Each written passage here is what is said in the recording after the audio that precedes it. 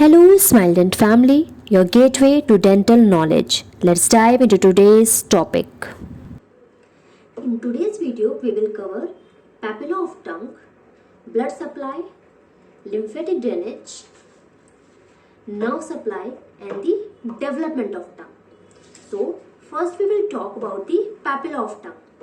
There are four types of papilla, which is circumvallate papilla, filiform papilla, fungiform papilla, and the folate papilla.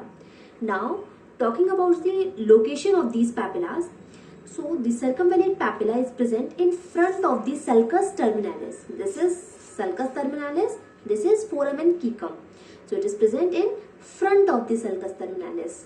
These are the largest papilla and 8 to 12 in number. And these are the only papillas which have taste buds.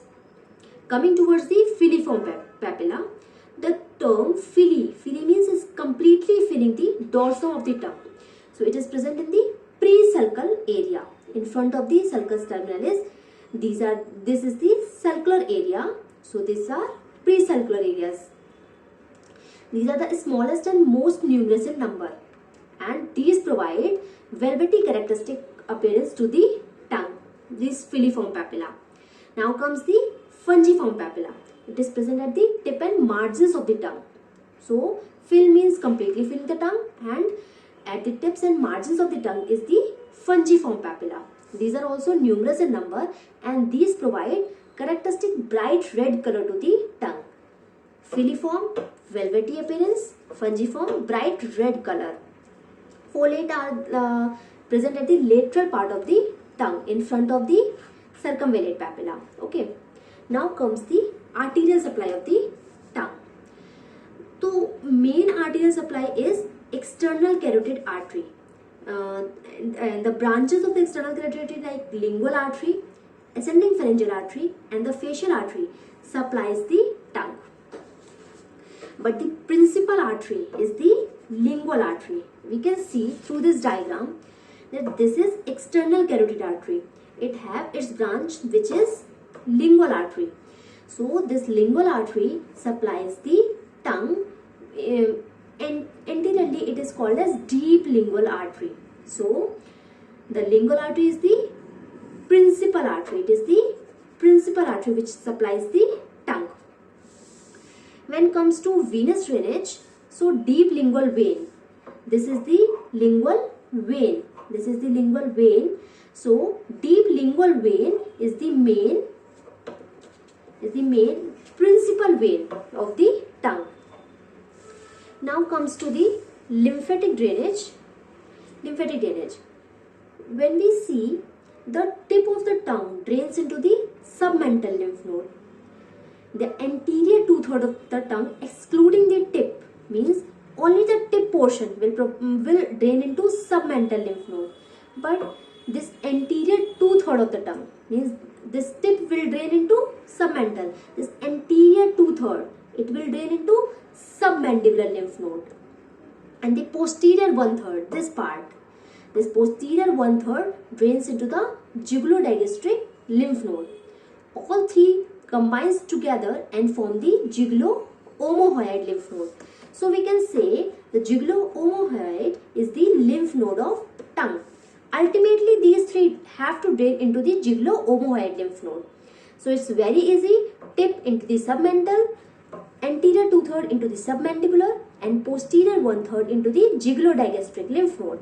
And these three combines together to form the jugulo-omohyoid, which is the lymph node of tongue. Okay. Now coming towards the nerve supply of the tongue, which is the most important topic of the tongue. We will understand this by making the demarcation. This is the sensory side and this is the motor side, so that we can easily understand. Now we have to remember this 5 numbers, which are 5, 7, 9, 10, 12. This will make the nerve supply of the tongue easier. So as fifth one is your trigeminal nerve. Seventh is your facial nerve. Ninth is your glossopharyngeal nerve. 10th is your vagus nerve, and 12th is your hypoglossal nerve. So these only five will supply the tongue. Let's see how. The anterior two-third. This anterior two-third, it is supplied by 5 and 7. Anterior two-third, it supplies by 5 and 7. Anterior two-third. This is sensory. Up to 5, 7, 9, 10 is sensory supply. Okay. So 5, 7 anterior two-third. 9 is posterior one-third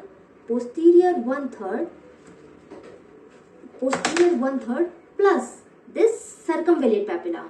So including the circumvallate papilla. Okay, circumvallate papilla. Anterior two-third by 5 and 7. The posterior one-third including the circumvallate papilla is by 9. That is glossopharyngeal. This 10 supply the posterior most part near the vallecula. Posterior most part. Okay, this supplies the posterior most part. Now the 12th number is your motor nerve supply. Okay, so it's easy. 5, 7, 9, 10 and 12. Now here comes the twist, that anterior two-third is biased between the sensory, spatial sensory and the general sensory. Otherwise, above posterior one-third and the posterior most part, both the general sensory and the spatial sensory, it is supplied by the same nerve. But in anterior two-third, the general sensory is by lingual nerve, the branch of the trigeminal nerve, and the spatial sensory is by chorda tympani, which is the branch of the facial nerve. So it will be easier if you remember this facial nerve and the trigeminal nerve, 5 and 7. So lingual branch of trigeminal nerve supplies gives the general sensory, and chorda tympani branch of facial nerve provides the spatial sensory sensations. Now the posterior one-third is by glossopharyngeal, which have both general sensation and spatial sensation. Next, the 10th, that is vagus nerve. The posterior most part is by vagus nerve. This is having both general sensation and spatial sensation. The internal laryngeal branch of the vagus nerve. Now comes the motor nerve supply. So motor nerve supply is by 12th cranial nerve, which is hypoglossal nerve, except the palatoglossus muscle. This palatoglossus muscle is supplied by pharyngeal branch of the vagus nerve. This is by internal laryngeal branch of vagus nerve, and the motor nerve supply is by the pharyngeal branch of the vagus nerve. Now comes the development of tongue. Development of tongue. So there are 6 pharyngeal arches. The 5th one is missing. So from first, the linguoswellings, tubercular impar, and the foramen and caecum arises. From the 3rd and the 4th pharyngeal arch, this hypobrachial eminence arises. So when it combines from the first arch, lingual swellings, tubercular impar and foramen and caecum combines and forms the anterior two-third of the tongue. And this hypobrachial eminence have the two part, which is the cranial part and the caudal part. So this cranial part of the hypobrachial eminence give rise to posterior one-third. So lingual swellings, tubercular impar, foramen and caecum forms anterior two-third. The cranial part of the hypobrachial eminence forms posterior one-third. The caudal part of the hypobrachial eminence forms the epiglottis. So in the development of tongue, we have only to remember the 1, 3 and 4. This 1, 3, 4 gives rise to the development of tongue. Okay.